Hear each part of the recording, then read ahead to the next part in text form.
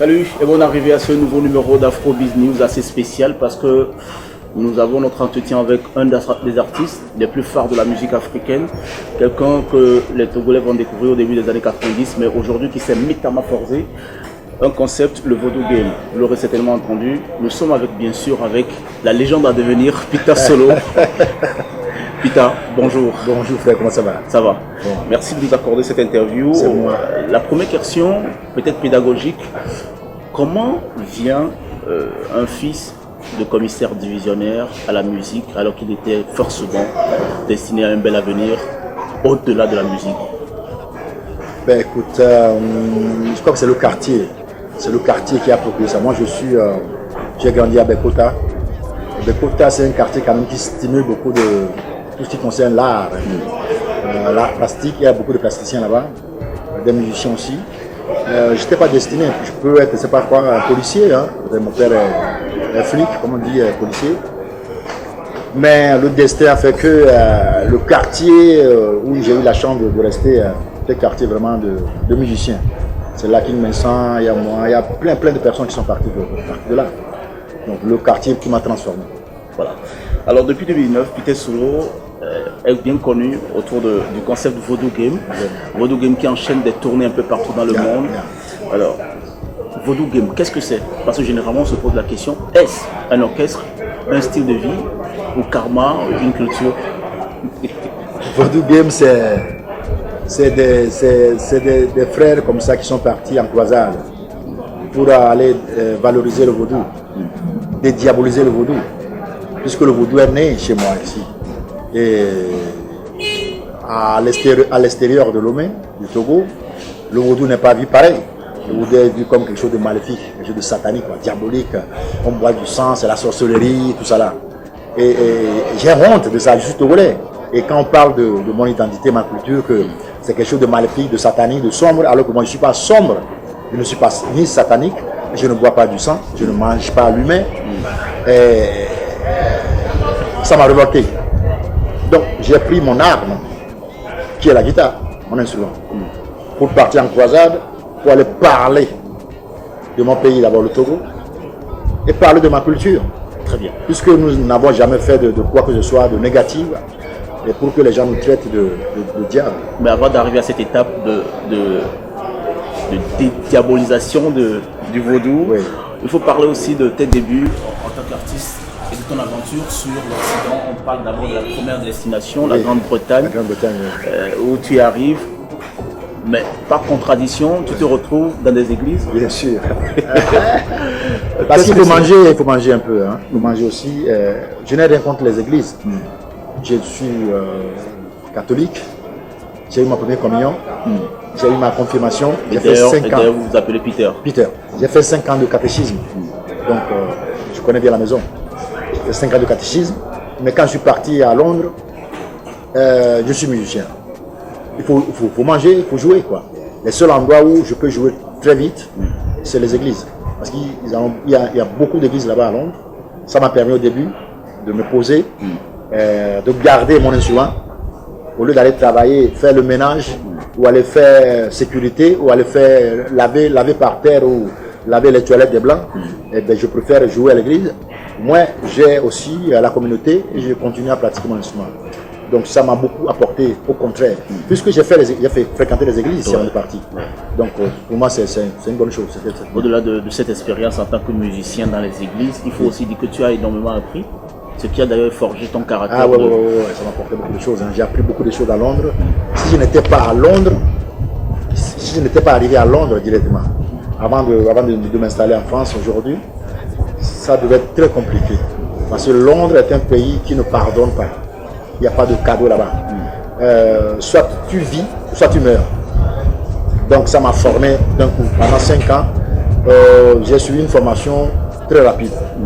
Quand je suis arrivé en France, c'était très vite. C'était très facile après. Très facile. Avant d'arriver à Londres, avant même d'arriver sur le continent européen, vous avez eu à côtoyer énormément de gros noms de la musique africaine, Myriam Makeba,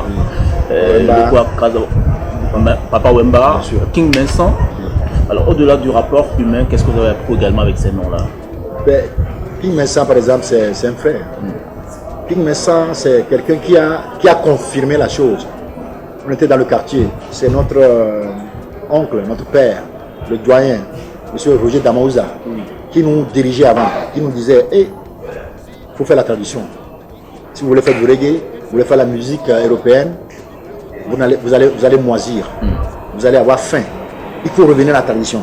Et quand il nous parlait de la tradition, nous on la regardait un peu, l'œil des jeunes, parce que le grand frère était en Europe dans les années 70, il a vu des choses, et aujourd'hui il nous parle, il faut faire la tradition, nous on ne comprend pas quoi. On fait la tradition, nous on va être moderne, la tradition c'est bien parce qu'il a fait tirer tout ça là. Ouais. Mais c'est King Messa, c'est lui qui a confirmé la chose quand il est parti une fois, et quand il est revenu, et c'est là où il a confirmé la chose que non, les gars, c'est la tradition qu'il faut faire. C'est ce qui est important à faire. Donc il a confirmé la chose pour nous, et il a préservé. Et il a fait un gros travail et ça a permis aujourd'hui que le travail que moi je suis en train de faire aujourd'hui soit moins, pas question difficile, mais ça soit moins pénible. C'est pas pénible, si je dis pénible, je cherche un mot plus conséquent que pénible parce que ce qu'on fait là, c'est il a préservé ça. Si il n'y a pas une naissance, plein d'artistes vont partir dans la modernité. Il a préservé la tradition. Et sans faire que moi, mon travail que je fais aujourd'hui, c'est moins pire. Voilà. C'est moins pire que ce que j'ai entendu. On revient sur le Vodou Game. Oui. Vous le répétez à tout le monde qui veut l'entendre. Vous êtes dans le Vodou. Oui. Vous l'assumez. Je suis dans le Vodou, moi. Voilà. Dites-nous, est-ce qu'un retour aux sources pour quelqu'un qui s'est nourri toujours à la sève des rites traditionnels, une grand-mère qui est pratiquante traditionnelle, Vodou, oui. Également Mpa, on va parler de Mpa. Mpa est là, Kakarakou est là, c'est mon père adoptif, c'est lui qui m'a formé. Il est guérisseur des plantes, c'est un herboriste, c'est un scientifique. C'est une bibliothèque. Mais je pense que le Vodou Game aujourd'hui, c'est un concept pour toi pour mieux te vendre. C'est un concept marketing. C'est un concept marketing. Si je veux être cru avec vous, oui, je vends le Vodou. C'est ma culture, je vais vendre quoi? Vous voulez que je vende Jésus là-bas? Les gens vont se moquer de moi. Vous imaginez, je me mets sur scène là-bas, festival. Il y a du monde devant. Et je dis, ouais, je suis togolais. Au nom de Jésus. Pour les blancs, ça fait bizarre, non? Les blancs vont quitter la scène, tout le monde va quitter la salle. Parce que les blancs ne sont plus dans votre Jésus là. Les blancs, ils ont laissé ça depuis longtemps. Donc, j'y vais là-bas. Je dois vendre mon identité, je dois parler de ma culture, le vaudou. Et quand je vous parle de vaudou, je ne vous parle pas de Ebo ou de Gigri ou de la sorcellerie. Je vous parle de ce vaudou-là. Qui est une culture. Qui est une culture. Un état d'esprit. Un état d'esprit, une philosophie. C'est-à-dire le vaudou, c'est une énergie. C'est toujours l'homme au milieu de ces pratiques-là. Au lieu de l'utiliser pour faire du bien à quelqu'un, il préfère l'utiliser pour faire du mal. Et après, on dit que le vaudou n'est pas bon. Le vaudou est bon, c'est l'homme toujours. Dans les églises, par exemple, aux catholiques, les prêtres, il y a beaucoup de prêtres aussi qui sont pédophiles, qui couchent avec les enfants aussi. On ne va pas condamner l'église catholique. Il faut condamner les hommes, l'homme qui a utilisé le nom de Jésus, le nom de Dieu, pour tromper les enfants, les gamins, les gamines. C'est celui-là qu'il faut condamner. Les églises aujourd'hui, évangélistes aujourd'hui, qui sont dans tous nos coins à l'homme aujourd'hui. Il y a les pasteurs aussi qui sont des pasteurs vautours, comme je les appelle. Les pasteurs voleurs aussi, qui volent les gens. Et ce n'est pas tous les pasteurs non plus. C'est toujours des hommes au milieu de ces pratiques-là qui sont d'abord les pratiques de tolérance, d'amour et de paix. Ils l'utilisent pour dominer. Mais comme nous sommes ignorants, on méprise notre culture. Au lieu de l'étudier pour différencier que dans le vaudou, il y a cette dimension initiatique, dimension spirituelle et la dimension culturelle. Nous sommes des artistes. Nous nous situons dans cette dimension culturelle du vaudou. On ne peut pas laisser cette dimension culturelle dans le vaudou pour les Bokono. Non, ils n'ont pas le monopole du vaudou. Nous sommes tous des Togolais. Le vaudou est notre identité. Mais pour que les gens dissocient Ebo, Gris-Gris, qui n'est rien que des hommes qui pratiquent notre science, notre philosophie, pour avoir de l'argent, pour dominer, pour faire parler mal de nous. Mais nous, on ne peut pas laisser le vaudou, ce non-vaudou là qui est né dans ce royaume du Dahomey, qui est le Togo et le Bénin. Et le vaudou est pratiqué en Haïti, au Cuba, au Brésil, aux États-Unis. Mais nous avons le berceau ici. On doit en être fiers de ça. Bien. Alors, Peter Solo, Voodoo Game, c'est un orchestre, une identité et surtout une musique avec ses codes. Yeah. Parlez-nous justement de ces codes. Nous avons des gammes. Les gammes togolais que nous appelons les harmonies du vaudou. La gamme du vaudou. Voodoo Game, Voodoo Gamme. Ok. L'harmonie du vaudou, la gamme du vaudou. Voodoo Game, c'est ça le nom Voodoo Game. Ok. L'harmonie du vaudou, la façon dont nos ancêtres chantaient avant.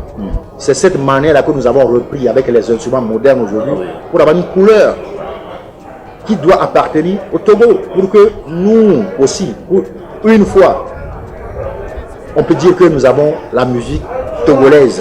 Et cette musique togolaise ne doit pas venir des rythmes que nous avons ou des langues que nous avons. Ça doit venir des harmonies.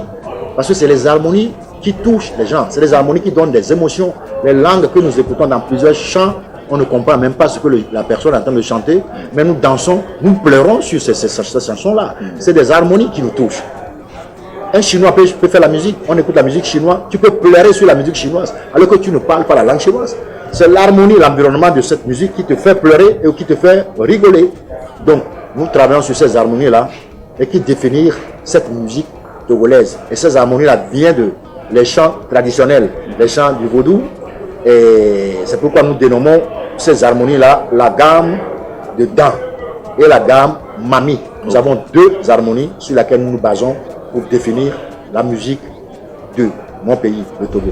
Très bien. Alors aujourd'hui, on vous retrouve en résidence. Cela fait plusieurs jours que vous êtes entouré des artistes togolais dans le cadre d'une résidence artistique.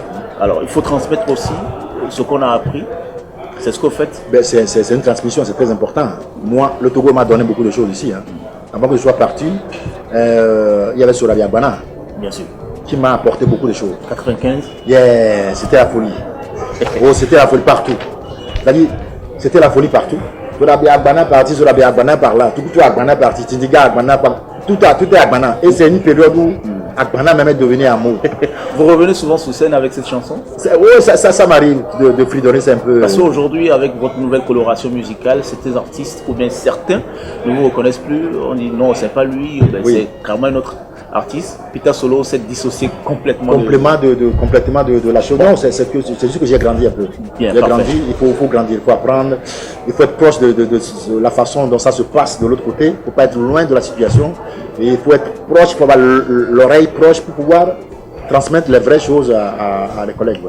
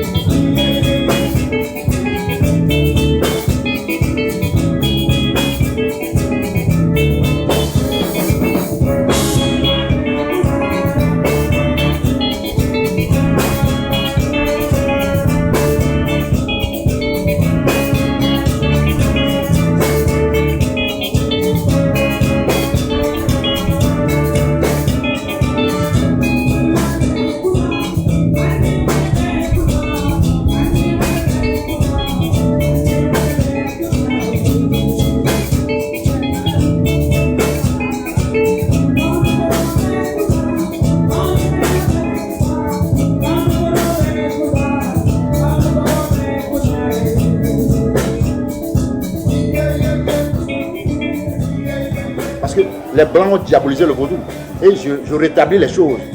leur montrer que le Togo n'a jamais fait de guerre à qui que ce soit. Nous ne sommes pas des diables. Le Togo, c'est l'amour, c'est la paix ici dans ce pays. C'est pourquoi nous avons le vaudou. Le Togo et le Bénin. Le Togo et le Bénin, le vaudou est né dans ce royaume du Dahomey, qui est le Togo et le Bénin. Ces deux pays-là, vous voyez que nous sommes encore préservés par rapport au Burkina, par rapport aux pays qui nous entourent ici. Il faut se poser la question pourquoi nous sommes préservés. Quand vous allez au Burkina, vous n'êtes pas safe. Même la Côte d'Ivoire n'est pas safe.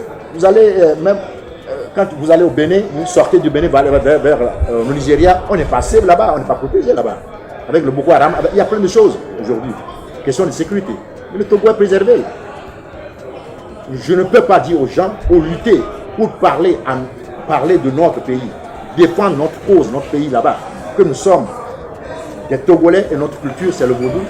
Et je viens vous poser la question, vous qui êtes Togolais, qui êtes dans la maison, et vous ne me répondez pas. Imaginez qu'un blanc qui vient vous poser la question. Bon, ok, d'accord. Peut-être qu'on apprend toujours. Donc, je prends le vaudou. Ah, là c'est bon, Très bien. Alors, Peter Solo, ça va très vite. Merci d'avoir répondu à nos questions. Aujourd'hui, en termes de bilan, êtes-vous satisfait de votre parcours depuis Sola Biagbana jusqu'à maintenant? Vous avez combien d'albums finalement? Sola Biagbana, c'était l'album que j'ai fait sur le parti. Avec Vaudou Game, on a 5 albums déjà. Depuis 2014, jusqu'à maintenant, ça fait 6 ans, 6-7 ans. Voilà, chaque 2 ans, je sors un album. Donc on a à peu près 5 albums de Vaudou Game. Je suis très fier de mon parcours. Je ne peux pas demander plus que ça. Quand je regarde mon parcours, je regarde le passé, d'où je viens. Je viens de loin, de très loin. Je viens de très loin. Sans parents, mes parents, je les ai perdus, j'avais 9 ans. Ouais. Donc c'était vraiment, il faut être fort pour lutter. Je suis très fier de voir aujourd'hui que moi, je suis avec mes collègues aujourd'hui, ce que j'ai acquis là-bas, ce que je mange là-bas, je vis de ça. Je viens leur apporter ça gratuitement. C'est-à-dire avec mes propres frais aussi. Je dépense mes propres frais. Je suis là à mes frais. Il y a FTM qui est là. Il faut le faire. Mais il faut que quelqu'un le fasse à un moment donné. Si on ne le fait pas, on va toujours répéter la même chose. Le Togo n'a pas d'identité. Le Togo n'a pas sa culture. Hein? On copie les Nigérians, on copie les Congolais, on copie les Ivoiriens. C'est-à-dire on copie que les autres. À un moment donné, il faut commencer quelque chose. Parce que nos grands frères, nos grandes sœurs qui étaient à cette place que nous avons aujourd'hui, ils ne l'ont pas fait. Par mépris ou par égoïsme. Je dis ça parce que j'étais avec eux à ce moment-là. J'étais guitariste. Je jouais avec tout le monde ici dans ce pays. J'enregistrais tous les grandes dames là, nos divas, nos chanteurs là. Je les enregistrais au studio. J'étais guitariste ici, un bon guitariste. Très bon guitariste. Très bon guitariste. Tout le monde le sait. Merci d'avoir répondu à nos questions, Peter Solo. Merci à toi. On espère vous retrouver dans cette émission, mais juste avant, on parle de Bella. Extrait de quel album? Extrait de l'album Nous Saint, qui est sorti il y a quelques mois. Moment de confinement. Donc on se sépare justement en extrait de ce clip vidéo là, un très beau clip. Bella? Ouais. Vous allez passer alors? Qu'est-ce que je voulais dire? Aïe. Mesdames et messieurs, merci à vous tous qui nous avez suivis. Vous avez compris, nous étions avec Peter Solo, extrait de l'album Nous Saint. Voici pour vous Bella. On se retrouve la semaine prochaine, toujours avec le même plaisir.